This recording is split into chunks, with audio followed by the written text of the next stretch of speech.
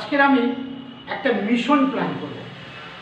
WBCS 2021 আমাদের 7ই ফেব্রুয়ারি WBCS preliminary exam আছে। সেই প্রিলিমিনারি এক্সাম দেওয়ার আগে আমরা ডব্লিউবিসিএস মিশন দিয়ে আমরা স্টার্ট করব।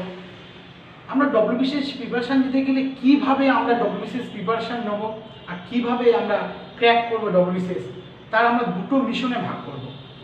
প্রত্যেকটা আমরা গেম খেলি, যেমন IGI, তার অনেকগুলো মিশন আছে। এই মিশনগুলো স্টেপ বাই স্টেপ কমপ্লিট করলে তবে আমরাই সাকসেস হই। সেরকমই একটা আমাদের এক্সাম ডব্লিউবিসিএস, যেটা আমরা মিশন দিয়ে সাকসেস আমাদের হতে হবে। এটাকে আমরা দুটো মিশনে ভাগ করব।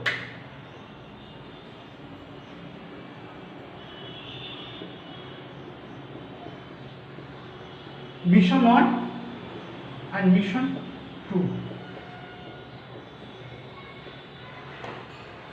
মিশন 1 এ কিছু টপিকস আছে, কিছু স্টেপ আছে। মিশন 2 এর কিছু স্টেপ আছে।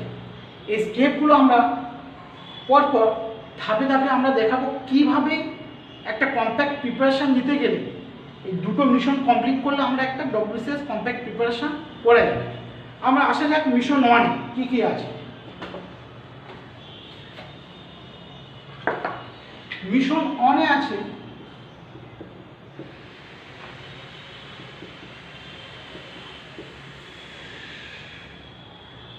Mentally preparation. স্যার সেটা আবার কি মেন্টালি? আমরা অনেক ফ্রেন্ডদের জিজ্ঞাসা করি, তুই কিসের প্রিপারেশান নিচ্ছিস? সে তখন বলে আমি ডব্লিউবিসিএস এর প্রিপারেশান নিচ্ছি। এই যে আত্মবিশ্বাস, দৃঢ় মনোভাব নিয়ে বলে, এই যে বই প্রকাশ করলো, এই বই প্রকাশ করলে সেটা কিন্তু কৃতকার্য হয় না বা সাকসেস হয় না। আমার সাকসেস হতে গেলে অন্তরে, হৃদয়ে সেই আত্মবিশ্বাস বা মনোভাব সেগুলো অন্তরে রাখতে হবে। তার জন্য মিশন 1 এ আমাদের মেন্টালি প্রিপারেশান হতে হবে। আমি দুম করে এলোপাতাড়িভাবে পড়লাম, সেটা হবে না। আগে আমার মেন্টালি প্রিপারেশান। এই মেন্টালি প্রিপারেশানে 3টে স্টেপ আছে। ফার্স্ট স্টেপ হচ্ছে অদম্য ইচ্ছা শক্তি। একটা ইচ্ছা শক্তি থাকতে হবে যে আমার ডব্লিউবিসিএস পাস করতেই হবে। সেকেন্ড,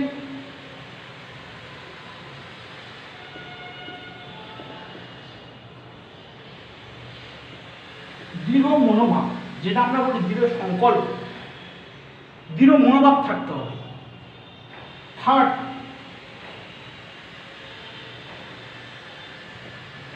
আত্মবিশ্বাস। তাহলে মিশন 1 এ আমার 3টে জিনিস থাকতে হবে, যেটা আমরা কি বলি মেন্টালি প্রিপারেশান নেওয়া। আগে মেন্টালি আমাদের প্রিপারেশান হতেই হবে। প্রথম হচ্ছে অদম্য ইচ্ছাশক্তি, যে আমার ইচ্ছাশক্তি না হলে কোনোদিন সাকসেস আসে না। দৃঢ় মনোভাব। থার্ড হচ্ছে আত্মবিশ্বাস, আমাকে এটা পেতেই হবে। এই যে আত্মবিশ্বাস, এটা হচ্ছে মিশন 1। এবার আমরা আসছি মিশন 2। মিশন 2তে 5টা স্টেপ আছে। এই 5টা স্টেপ হচ্ছে ভাইটাল। মিশন 1 আর 2 যদি আমরা কমপ্লিট করি, তাহলে আমরা ডব্লিউবিসিএস সাকসেস শিওর পাব। মিশন 1, 2 যদি কমপ্লিট করি, আমরা 120 থেকে 130টা কোশ্চেন কমন পাব। আমরা অনেকে এবছর ফার্স্ট পরীক্ষা দেবো, মানে যারা একদম ডব্লিউবিসিএস সম্পর্কে কিছুই জানে না। পুরো এই ভিডিওটি কেটে কেটে না দেখে প্রথম থেকে লাস্ট পর্যন্ত ভালো করে দেখুন, আপনাদের অনেকটা উপকার হবে। মিশন 2তে আসছি। প্রথম হচ্ছে ডব্লিউবিসিএস সিলেবাস। আমরা অনেকেই সিলেবাস জানি না।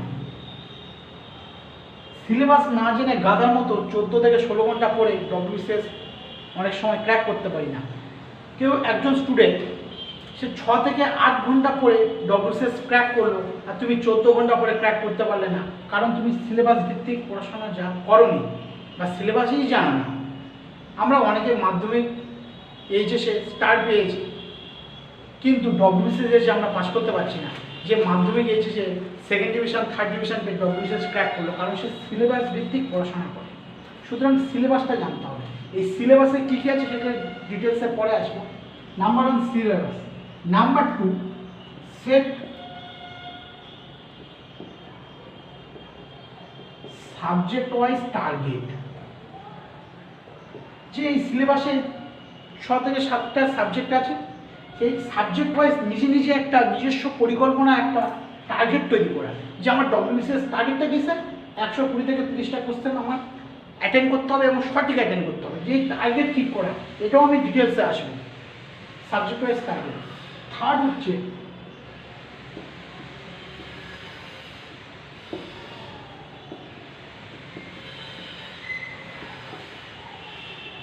Subject wise study plan. সেটা কি, যে প্রত্যেকটা সাবজেক্ট, ধরো একটা ম্যাথে কোন কোন চ্যাপ্টার পড়ে, ধরো নাম্বার সিস্টেমে কী কী পড়ে, এই যে সাবজেক্ট ওয়াইজ যে স্টাডি করলে সেটা আমরা পেয়ে যাবো, এবং প্রিভিয়াস ইয়ার্সে কোশ্চেনে কী কী আসছে, কোন কোন কোথা থেকে পড়ছে, সেগুলো আমরা এই সাবজেক্ট ওয়াইজ স্টাডি করলে এটা আমরা কমন পেয়ে যাবো। ফোর্থ,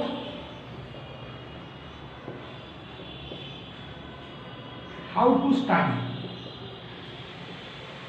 আমরা স্যার কীভাবে শুরু করবো, কোথায় থেকে শুরু করবো, কুল কিনারা পাচ্ছ না, সেটা কীভাবে স্টাডি করবো, আমি সেগুলো ডিটেলসে আলোচনা করবো। হাউ টু স্টাডি মানে প্রথম মর্নিং থেকে নাইট পর্যন্ত কীভাবে পড়বে, কখন কোনটা পড়বে, সেটা আমি ডিটেলসে আলোচনা করবো। নাম্বার 5,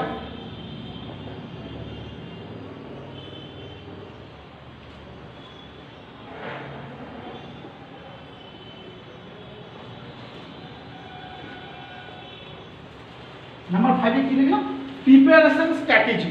প্রত্যেকের একটা সুনির্দিষ্ট পরিকল্পনা থাকবে, স্ট্র্যাটেজি থাকবে। আমার স্ট্র্যাটেজিটা কী, সেটা বই প্রকাশ করলে হবে না, নিজে থেকে একটা স্ট্র্যাটেজি তৈরি করতে হবে, সেটা আমি বলবো। তাহলে এই 5টা জিনিস না থাকলে আমি কিন্তু ডব্লিউবিসিএস 21-এ সাকসেস হতে পারবো না।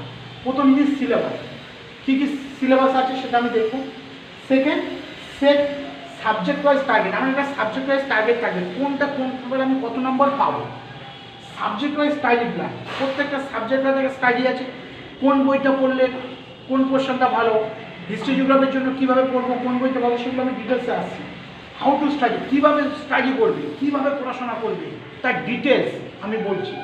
প্রিপারেশন স্ট্র্যাটেজি, একটা স্ট্র্যাটেজি নিতে হবে, আমি কী স্ট্র্যাটেজি করলে আমি কীভাবে সাকসেস হব। যেমন খেলার মাঠে সমস্ত ব্যাটসম্যানরা কী করে, যে আমি ইয়র্কার বলে কীভাবে খেলবো, ওই বোলার থেকে কী স্ট্র্যাটেজি করলে আমি 4-6 মারবো, সেরকম চাকরি পরীক্ষার একটা স্ট্র্যাটেজি নিজেদের মধ্যে গ্রো করতে হবে, সেই স্ট্র্যাটেজি আমি বলবো। আমি এখন আলোচনা করব মিশন 2-তে সিলেবাস, তার কী কী সিলেবাস আছে। চলুন আমরা সিলেবাসটা নিয়ে ডিসকাস করি। আমরা সিলেবাসে আসছি, সিলেবাসে কী কী সাবজেক্ট, কত নাম্বার আছে, আর কটা কোশ্চেন আছে, ক্লিয়ার। প্রথমে আসছি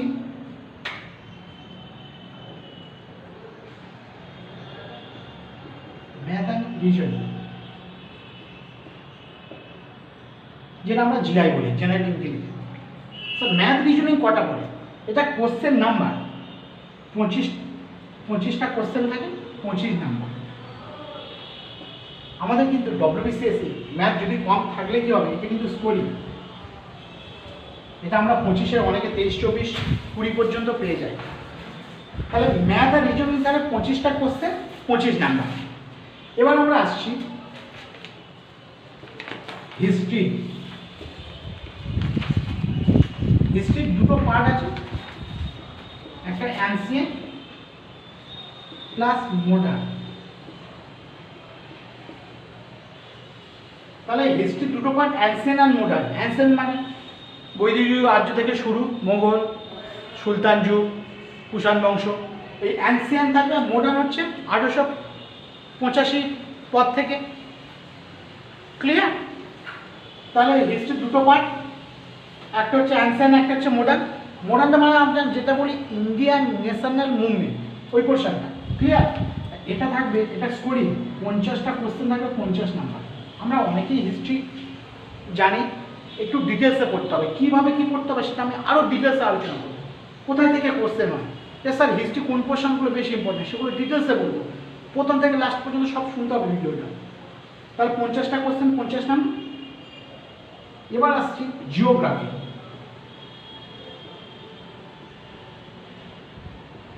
জিওগ্রাফি থাকবে West Bengal plus India. West Bengal plus India, West Bengal জিওগ্রাফিটা আসে, প্লাস তার সাথে ইন্ডিয়া জিওগ্রাফি লিখে যায়, এটা থাকবে 25টা কোশ্চেন 25 নাম্বার। তাহলে আমার অলরেডি 100 হয়ে গিয়েছে। তাহলে আমার এই প্রথম 3টে কোশ্চেন খুব ভালো করে করতে হবে, যেটা স্কোরিং। ম্যাথ যে 25টা কোশ্চেন থাকবে 25 নাম্বার, হিস্ট্রি থাকবে 50টা কোশ্চেন স্কোরিং 50 নাম্বার, জিওগ্রাফি 25টা কোশ্চেন 25 নাম্বার। আমরা quality and economics. Quality economics 25টা কোশ্চেন 25 নাম্বার। কোয়ালিটি ইকোনমিক্স কোথা থেকে কী প্রশ্ন হয় সেগুলো আমি ডিটেলসে বলবো। 5 আসছে সায়েন্স, সায়েন্স 25টা কোশ্চেন 25 নাম্বার। সায়েন্স কোথা থেকে কি আসে? সায়েন্সের 3টে পোর্শন আছে, ফিজিক্স, কেমিস্ট্রি, বায়োলজি। 3টে ভালো করে পড়তে হবে, কোন পোর্শন থেকে প্রশ্ন আসে সেগুলো জানতে হবে। ওই প্রিপারেশন স্ট্র্যাটেজি দিয়ে আমি ওখানে সব বলব। এবার আমরা আসছি কারেন্ট অ্যাফেয়ার্স।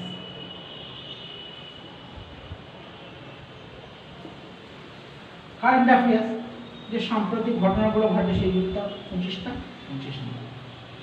কারেন্ট অ্যাফেয়ার্স কোথা থেকে কী আসে এগুলো আমি সব ডিটেলস বলবো। কোন দেশে কী প্রধানমন্ত্রী, রাষ্ট্রপতি, এটাও আসে, সাবমিট আসে, ওপেনগুলো আসে, সমস্ত ডিটেলস আমি বলবো। 7 নম্বরে আসছি English.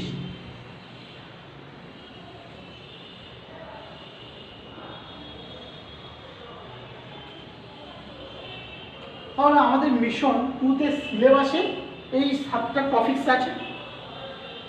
Math reasoning 25 number, history 50 number, geography 25, political economics 25টা কোশ্চেন 25 নাম্বার, সায়েন্স 25টা কোশ্চেন 25 নাম্বার, কারেন্ট অ্যাফেয়ার্স 25টা কোশ্চেন 25 নাম্বার, ইংলিশ 25টা কোশ্চেন 25 নাম্বার। টোটাল আমার কোশ্চেন টোটাল আমার হচ্ছে 200টা কোশ্চেন। টোটাল কোশ্চেন 200টা আর মার্কসও 200। বিসিএস 200 মার্কের পরীক্ষা হয়। তাহলে 200 মার্কের পরীক্ষা, তার 7টা ভাগ আছে, সেই 7টা ভাগ আমরা জানলাম। এবার আমরা একটা গেম প্ল্যান তৈরি করবো। স্যার গেম প্ল্যানটা কি? যে আমরা কোনটা কত থেকে পেলে আমি 120 থেকে 130 পাবো, তার একটা স্ট্র্যাটেজি তৈরি করতে হবে। চলুন সেই ভিডিওটা দেখা যাক কীভাবে স্ট্র্যাটেজি তৈরি করে আমরা গেম প্ল্যান তৈরি করতে হবে। আমরা সেট সাবজেক্ট ওয়াইজ টার্গেট, আমরা একটা সাবজেক্ট ওয়াইজ টার্গেট রাখতে হবে। ওই বললাম একটা স্ট্র্যাটেজি বা গেম প্ল্যান। স্যার কীভাবে করবো? প্রথমে আসছি, সাবজেক্ট হচ্ছে ম্যাথ আর রিজনিং।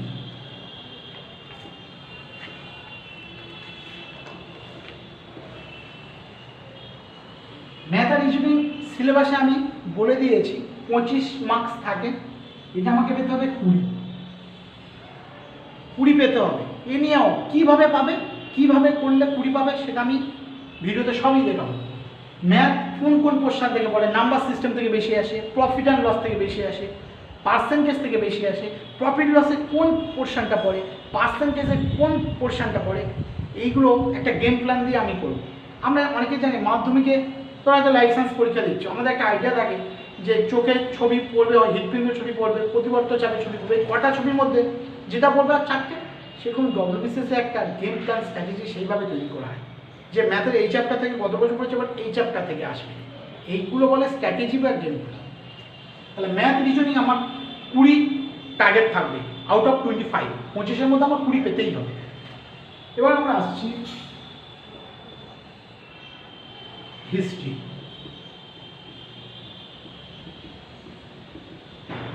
Ancient plus modern.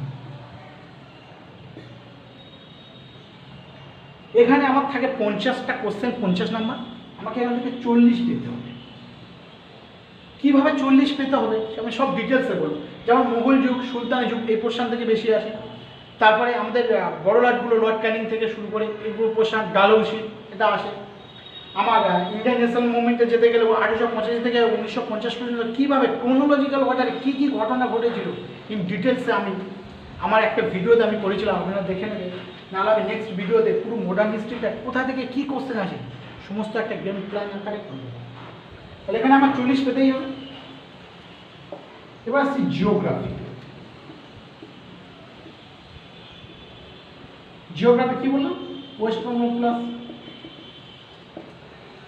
জিওগ্রাফিতে কোথা থেকে কোন শহর কোন নদীর তীরে অবস্থিত, এটা একটা আসে।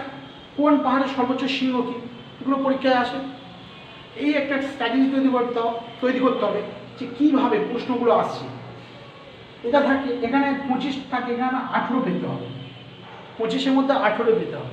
এই 18টা কোশ্চেন কীভাবে আসে আমি ডিটেলসে বলবো। এবার আসছি কোয়ালিটি।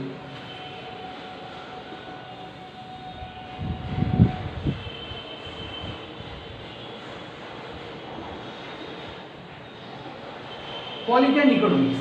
পলি মানে কনস্টিটিউশনে কোন পার্ট বেশি ইম্পর্টেন্ট, কনস্টিটিউশন ফান্ডামেন্টাল রাইটস থেকে বেশি আছে। ফান্ডামেন্টাল রাইটসের যে স্টেপগুলো আছে সেগুলো খুবই পরীক্ষা আসে। ডিউটিস আছে, ফান্ডামেন্টাল ডিউটিস, এই পোর্শনগুলো ডিরেক্টিভ প্রিন্সিপাল স্টেট পলিসি কোনগুলো আছে সেগুলো আমাকে জানতে হবে। সেই পোর্শনগুলোতে বেশি আছে। আমাদের পার্লামেন্টারি সিস্টেমটা, রাজ্যসভা লোকসভা কীভাবে কী হচ্ছে সিস্টেমটা। আর ইকোনমিক্স প্ল্যানগুলো, যে কোন প্ল্যানে কী হয়েছিল সেগুলো ডিটেলসে জানতে হবে। এটা আমাদের এখান থেকে এটা একটু টাফ, তো এখানে ওই জন্য আমার 14 পেলে হয়ে যাবে। 25-এর মধ্যে 14 পেতেই হবে। নেক্সট আসছি সায়েন্স। সায়েন্সে বললাম ওই ফিজিক্স কেমিস্ট্রি বায়োলজি পোর্শনগুলো ডিটেলস আসবে। এখানে আমার 13 পেতে হবে।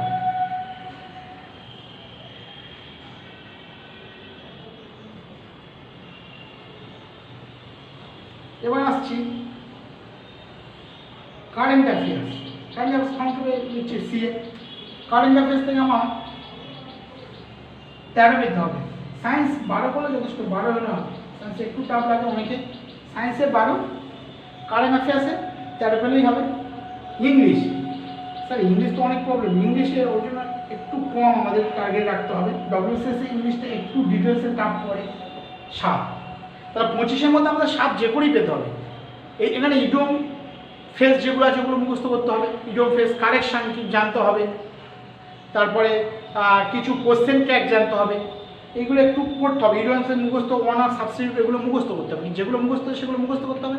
কিছু স্টক ওয়ার্ড জানতে হবে। আশা করা যায় এখান থেকে 7 একটু পড়লে 7 পাওয়া যায়। কারেন্ট অ্যাফেয়ার্স প্রতিদিন আমরা যদি নিউজ পেপার ফলো আপ করি, পার ডে একটা নিউজ পেপার নিতে হবে। নিউজ পেপার ফলো করে একটা গাইড করতে হবে যে আজকের দিনের সেরা খবরটাকেই নোটিং করতে হবে। এখন থেকে একটা গেম প্ল্যান তৈরি করতে হবে, কারণ আর বেশি দিন টাইম নেই, আর মাত্র 200 দিন আছে। এই 200 দিনে যদি এইভাবে একটা স্ট্র্যাটেজি তৈরি করে পড়াশোনা করা যায় তাহলে আমরা 2021-এ সাকসেস পাবোই। ওকে, তাহলে এখন থেকে পেপার নিয়ে কারেন্ট টপিকসগুলো খাতায় নোট করতে হবে। তার জন্য একটা পত্রিকা ফলো আপ করতে হবে। টোটাল এই আমাদের টার্গেট, এটা যোগ করলে 124 বা 25 এরকমই আসছে। 124, আমি বললাম 120 থেকে 130-এর মধ্যে পেতে হবে। এটা আপনি একটু যোগ করলে বুঝতে পারবেন 124 বা 125 এরকম টার্গেট আসছে। 124 পেলে আমার বিসিএসের প্রিলি কভারেজ। বিসিএসের প্রিলি পড়লে আরেকটা সুবিধা, মেন ও সেম, কারণ বিসিএসের প্রিলি আর মেন একই সিলেবাস। মেনে খালি ডেসক্রিপটিভ পোর্শন কিছু কিছু আছে। যারা সিটি পরীক্ষা দেবেন তাদের জন্য বেঙ্গলি আর ইংলিশটা ডেসক্রিপটিভ, আর যারা এবি দেবেন তার সঙ্গে একটা অপশনাল নিতে হবে 400 নম্বরে। আর সব objective, math, GI, history, geography সব এমসিকিউ। সুতরাং প্রিপারেশন যদি ভালো করে না যায় মেনটা খুব সহজে হয়ে যাবে। আমি চাই এখন থেকে, আজ থেকে এই 200 দিন হাতে আছে, প্রত্যেকটা ডে বাই ডে একটা স্ট্র্যাটেজি তৈরি করে আপনারা পড়াশোনা করুন। আমি আজকে মিশন 2-তে দুটো জিনিস দেখালাম, সিলেবাস আর হচ্ছে সেট সাবজেক্ট ওয়াইজ টার্গেট। এবার পরের ভিডিওতে আমি দেখাবো সাবজেক্ট ওয়াইজ স্টাডি প্ল্যান আর হাউ টু স্টাডি, কীভাবে নিজেকে মোটিভেশন করবে, কীভাবে পড়বে সেটা দেখাবো। আর প্রিপারেশন স্ট্র্যাটেজি কীভাবে একটা রুটিন ওয়াইজ পড়তে হবে সেগুলো আমি নেক্সট ভিডিওতে দেখাবো। আর এর সাথে এটাও দেখাবো যে আমি স্যার ডব্লিউসিএস কোন কোন বই পড়লে পাওয়া যাবে। ধরো হিস্ট্রি জিওগ্রাফির একটা স্পেশাল বই, সায়েন্সের জন্য একটা স্পেশাল বই, ম্যাথ জিআইয়ের জন্য একটু পড়তে হবে। আর আরও ডিটেলসে জানতে গেলে সোনারপুর ম্যাথ পয়েন্টে আসুন, আমরা পুরো ডব্লিউবিসি 2019 সাথে আমাদের ক্লাস স্টার্ট হবে নেক্সট মান্থ থেকে। আপনারা প্রিপারেশান নিতে পারেন। আপনারা এইভাবে ভালো করে পড়াশোনা করুন, টার্গেট ঠিক রাখুন, একদিন না একদিন সাফল্যের শীর্ষে পৌঁছে যাবেন। ধন্যবাদ।